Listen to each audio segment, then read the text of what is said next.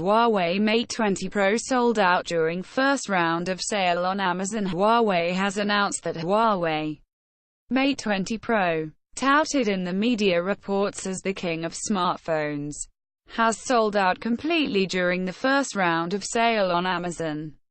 Huawei has partnered with Chroma for its offline strategy and will also be organizing road shows between December 4th and December 16th to give customers an exclusive experience of the smartphone.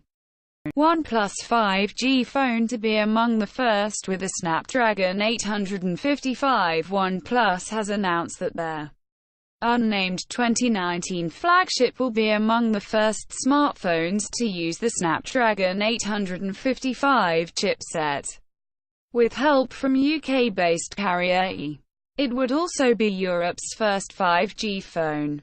They further said, reportedly, the 5G OnePlus device will not be the official OnePlus 7 but will rather be a part of a separate product line. China's state media calls Huawei CFO arrest a despicable rogue act. China's state media called technology giant Huawei's CFO Meng Wanzhou's arrest in Canada despicable rogue's approach.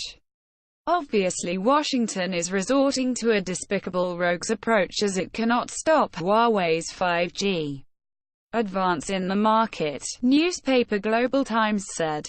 The US is trying to do whatever it can to contain Huawei's expansion in the world, China Daily said. HCL to buy 7 IBM products for $1.8 billion in its biggest acquisition. Noida-based IT major HCL Technologies has said it will acquire 7 IBM products by mid-2019 for $1.8 billion in its biggest ever acquisition. The all-cash deal entails software products in areas including security, marketing, and collaboration solutions, representing a total addressable market of over $50 billion. The deal includes an transfer of some IBM employees, CFO Prati Kagawal said.